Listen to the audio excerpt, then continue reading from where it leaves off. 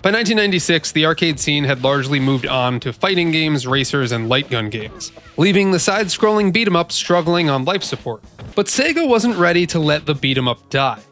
They decided to modernize the genre by creating a game with a load of new gameplay mechanics and a massive Hollywood license. That game was Die Hard Arcade.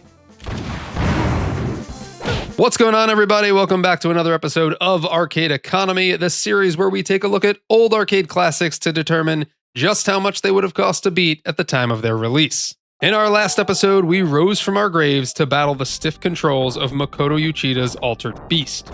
Today, we're heading to Nakatomi Plaza for another Uchida-directed game, Die Hard Arcade. Now, if you're new to the series, then welcome. Today, we're going to take a look at everything from Die Hard Arcade's history and development to its gameplay mechanics and the legacy that it left behind. If you just want to know how much I spent to beat Die Hard Arcade, then feel free to use the chapters in the timeline below to get to where you need to go. But if you enjoy learning about video game history, then I suggest you stick around for a bit. And if you've been watching my videos but you haven't subscribed yet, then come on. Come on! Come on! This is a very special first for Arcade Economy because this is the first video that we will have two-player data. I played this game with my buddy Scott, who some of you may know from our live streams. Arcade Economy is going to go way up because I'm playing. Oh, the TV just blew up. The question we will be answering today is, was Die Hard Arcade a cinematic masterpiece that truly made you feel like John McClane? Or was it just a cheap use of a Hollywood license aimed to get your quarters? Yippee-ki-yay, let's find out. Yippee-ki-yay, motherfucker. Roger, we got a bad situation down there. We got a band of terrorists that have seized control of the building.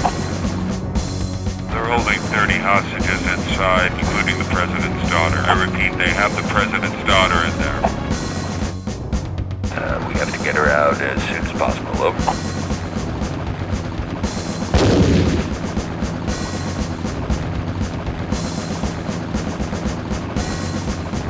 While the beat-em-up enjoyed massive success in the late 80s and early 90s, by the time 1996 rolled around, the fighting game genre had completely overtaken the arcade. The takeover was so complete that even beat-em-up staples like Double Dragon and Golden Axe had tried to jump on the bandwagon just to get a piece of the action. In February of 1995, Sega sent developer Makoto Uchida to the United States to flesh out the concept of a new arcade game. Uchida already had several big-name arcade beat-em-ups under his belt like Altered Beast, Golden Axe, and Alien Storm. This new game, however, would be the first time Uchida directed a game with 3D polygonal graphics. Uchida set out to completely redefine the genre. He wanted to move away from long, boring moments where players would just walk in a straight line, so instead he opted to replace them with flashy, cinematic scene transitions and dynamic camera angles. Being developed in the peak of the fighting game boom, the team over at Sega looked to meld the classic beat-em-up formula with the current moveset of a modern fighter. Makoto Uchida based the game off of one of his favorite movies, Die Hard. And when the game was about 90% done, Sega decided to visit with Fox Interactive to seek out the license for the IP. They told them that the game was basically Die Hard already, and they were able to obtain the license. Earlier concepts saw the game inspired by Indiana Jones in a pyramid setting, but with the team being new to making 3D games, a skyscraper environment was decided to be much easier to accomplish and get right. In the summer of 1996, Die Hard Arcade landed in arcades everywhere and became the very first 3D beat-em-up game, accomplishing what it set out to do by completely redefining the beat-em-up genre and setting the stage for future titles like Devil May Cry and God of War. Sega was unable to obtain the Die Hard license for Japanese audiences, though, so the game was released in that territory as Dynamite Deka, which translates to Dynamite Detective. And while the Japanese version did change the names of the characters, John McClane becomes Bruno Dillinger, for example, I find the promotional art of the Japanese version to look much more like Bruce Willis. The art that the US version got kind of looks like microwaved Bruce Willis. The game received a Sega Saturn port, which was developed in tandem with the arcade version despite releasing a year later, and has since become a staple of the Sega Saturn's games library. This also wasn't the first or the last Die Hard game to be released. Prior to Die Hard Arcade, a game based on the first movie was released for the NES in the early 90s, and a home computer version of Die Hard 2, Die Harder, would follow. After Die Hard Arcade's release, Die Hard Trilogy released on the PlayStation and Sega Saturn to critical acclaim. It featured 3 different games in one: a third-person shooter representing the first movie, a first-person shooter representing Die Hard 2, and a driving game representing Die Hard with a Vengeance. A sequel, Die Hard Trilogy 2, Viva Las Vegas, released in 2000 and would go on to receive mixed reviews. After this, 2 more disappointing Die Hard games would be released, both in 2002. The PC exclusive Die Hard Nakatomi Plaza and Die Hard Vendetta on the GameCube. Incurable. As for Dynamite Deka, it would expand into its own franchise and release 2 more arcade sequels, with Dynamite Deka 2 in 1998, known as Dynamite Cop outside of Japan, and Dynamite Deka EX, or Asian Dynamite, in 2007. The original Dynamite Deka got the remake treatment in 2006 on the Sega Ages 2500 series collection. It is, in my opinion, the best version of this game, surpassing the original arcade. Unfortunately, though, this was a Japanese exclusive and never made its way overseas.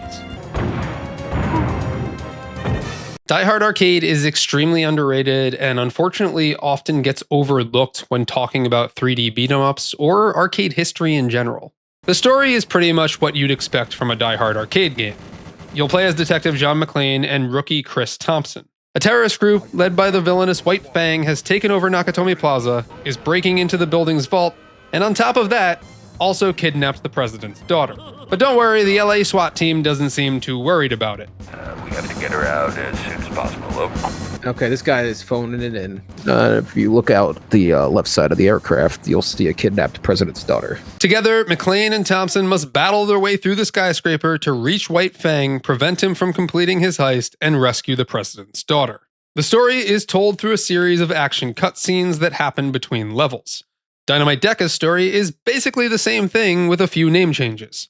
John McClane and Chris Thompson become Bruno Dellinger and Cindy Holiday, White Fang becomes Wolf Hongo, and Nakatomi Plaza in Los Angeles becomes Eternal City in San Francisco. The game can be played with up to 2 players and does a fantastic job of intertwining classic beat-em-up tropes with, at the time, modern 3D fighting game mechanics. You'll have 3 buttons to punch, jump, and kick. You can combine these with directional inputs to perform an extensive list of combos, special moves, dashes, and jumping attacks.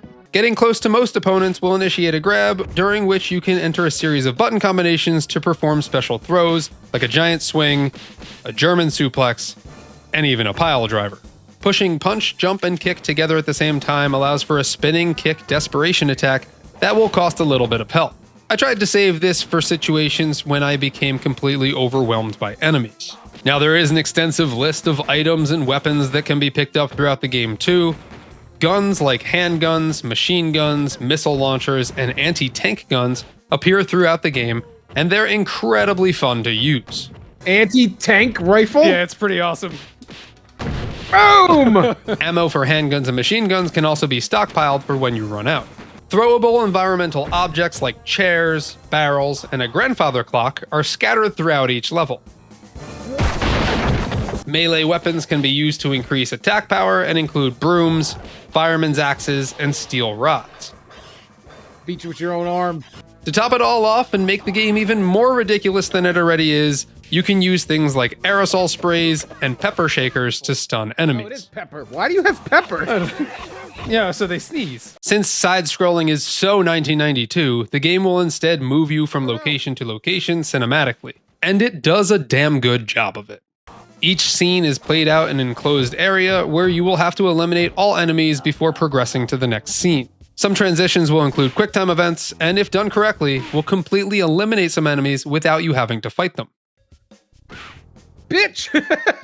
Other QuickTime events are made specifically to avoid extra damage, so stay on your toes because they do live up to their name. They're also pretty funny when you fail. Oh, no, I hit kick. Yeah, I missed completely. Oh, God. Environmental hazards also appear across the game in the form of things like giant fans, a fire truck, and an annoyingly loud satellite dish. This game rocks. I was always aware of Die Hard Arcade, but I never really spent any time with it up until playing it for this video. Not only does this game nail its execution across the board, but it was so before its time. There would be tons of 3D beat-em-ups that would come out after this that don't even come close to the amount of depth that Die Hard Arcade has. The game features 5 stages: the top floor, the underground parking lot, the first floor lobby, the terrace, and the top floor again, which then culminates into a finale on the rooftop. Each stage ends with a big boss fight. The first boss is a biker named Hog. He wasn't really too hard. A couple of attacks with the hatchet did the trick. If you're able to hold on to some missile launcher ammo, that also helps. The second boss is a pair of robot turrets. This is Die Hard, if I've ever seen it. Yeah, you don't remember the part with the turrets? The spider turrets? Yeah, the no, spider definitely. That's my favorite part. I tried getting up real close to attack them. There's a robot arm in this fight that you can pick up that works really well against them. It's no surprise that playing with 2 players was a lot easier than single player. Boss number 3 is Jocko, a hulking luchador, and this is where the difficulty really starts to ramp up a bit. If you're able to save up ammo, then I suggest using that on him. Also, be sure to use the throwable chairs before taking him on hand to hand. Have a seat. If you get too close without knocking him down, he'll either swing you around by your leg or pick you up by your neck and toss you. If you're unable to connect a full combo, he'll block and perform a spinning punch attack. Your best bet is to combo him until he falls and then walk away to avoid his get-up attacks. The fourth boss is actually 2 bosses, Mr. Oishi and Mr. Tubbs, a sumo wrestler and an army general. In my experience, Mr. Oishi, assuming he's the sumo wrestler, was much harder than Mr. Tubbs. Oishi will block a ton of your attacks and will hit you with a devastating leg raise wake-up attack. So keep your distance and wait for the right moment. The final stage has 3 boss fights. The first sub-boss is a roided-up fireman. He has the same moveset as Jocko. It did feel like he had a little bit more health and blocked a lot more. There were a ton of guns scattered throughout at the beginning of this level, so make sure that you use these on him first. The next 2 fights are against the big boss, White Fang, and he is extremely cheap. 1 kick combo from him can take away a good chunk of your health. He has a spinning kick attack that you'll want to jump over if you can. He also can call in his office furniture to take you out, jump across the room, and blocks a ton of your attacks. Unlike some of the other bosses, he is vulnerable to grapple attacks, so use these if you can. Oh, I'm giving him a noogie. Oh, let's go. After you beat him, you'll make your way up to the rooftop where White Fang, now shirtless, wields an endless amount of swords that he can throw at you. He'll block your bullets with his sword as well. Honestly, I found kicks worked pretty well here.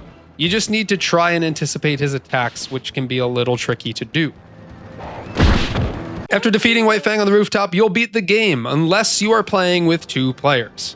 If that's the case, then this game takes a page out of the Double Dragon playbook and makes you fight each other for the right to become the bodyguard of the president's daughter.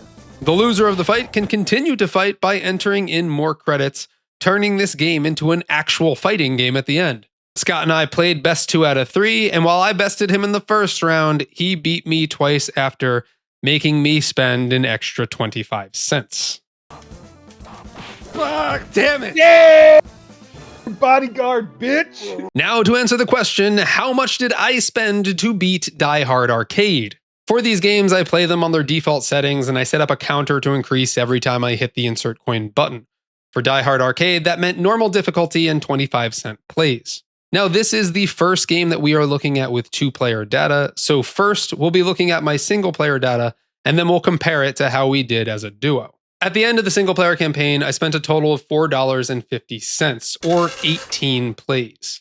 Now, back in 1996, I feel like spending 50 cents per play was probably the norm, so if that was the case, then I would have spent $9.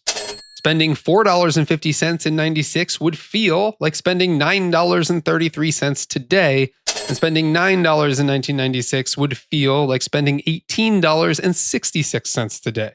One of my few gripes about this game was how short it was. It took only 25 minutes and 30 seconds to beat, which factors out to about 17 cents per minute on 25-cent plays.